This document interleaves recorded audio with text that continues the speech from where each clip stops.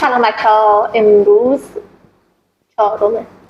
سه‌شنبه چهارمه و من میخوام یه اتفاقی که دیروز افتاد و خیلی هم ترسیدم ولی بعدا فهمیدم که نه، خیلی هم طبیعیه، خیلی هم رایجه. من اونور نگاه میکنم خیلی هم طبیعیه، خیلی هم رایجه، ولی اولین بار بود برای من اتفاق افتاد. واسم خیلی ترسیده بودم. گفتم امروز راجبش صحبت کنم برای بچه‌هایی که بخوان طرحشون شروع کنن، برای دانشجویا یا برای اونایی که واقعا میان مراجعه میکنن همچین اتفاقی میفته و نگران میشن. میخوام بگم مثلا جای نگرانی نیست. این فعلا لباس عوض کنیم.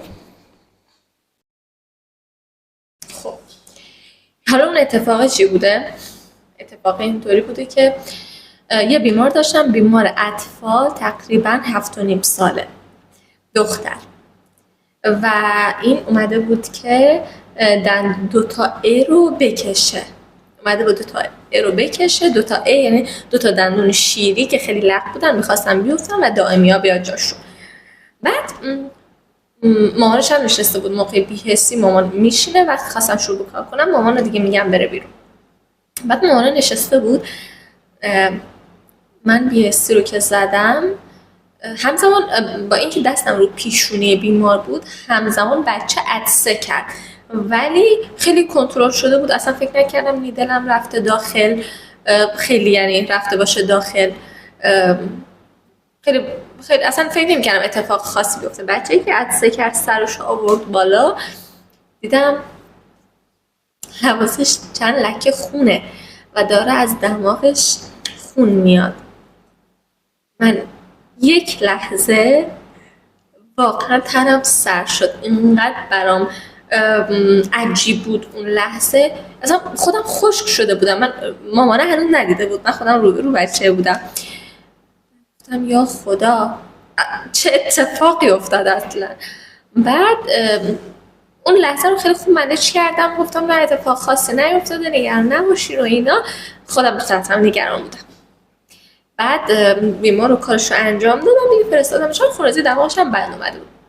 بعد ولی حقیقتش خیلی نگران شده بودم و اون دیگه رفتم هم سرچ کردم، هم پرسجو کردم و اینا، زنگ زدم به چند نفر اینا.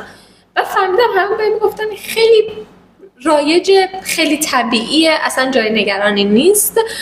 کلا قدام دندون‌های قدامی برای اطفال این اتفاق میفته.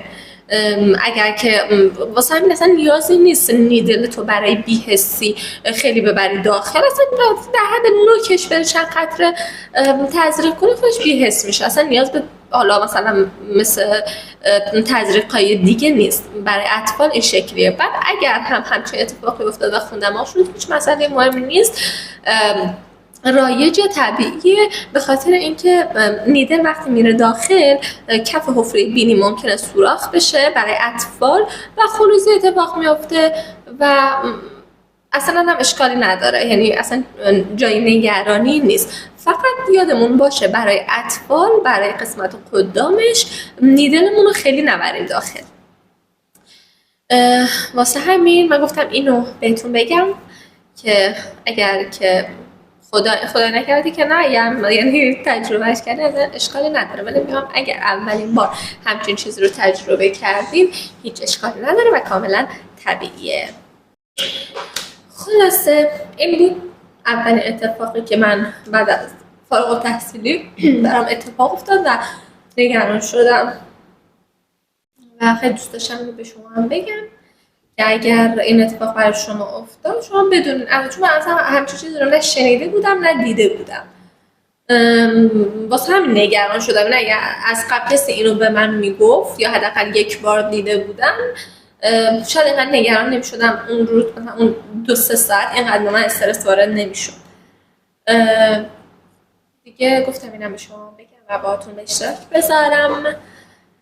اگر که دندون پزشکی، یعنی دانشجوی دندون پزشکی هستین یا تازه فارغ التحصیل شدین، همچین اتفاقی براتون نیفتاده که فکر می‌کنم تجربه، یعنی چیز خوبی بوده، تجربه خوبی بوده که من باهاتون به اشتراک گذاشتم. اگر هم که فرزندی دارین که رفتین دندون پزشکی و دیدین همچین اتفاقی براش افتاد، که اینم اصلا یعنی میخوام بگم نگران نباشید.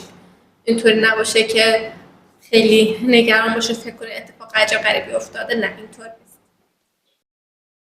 همین. خدا نگهدار.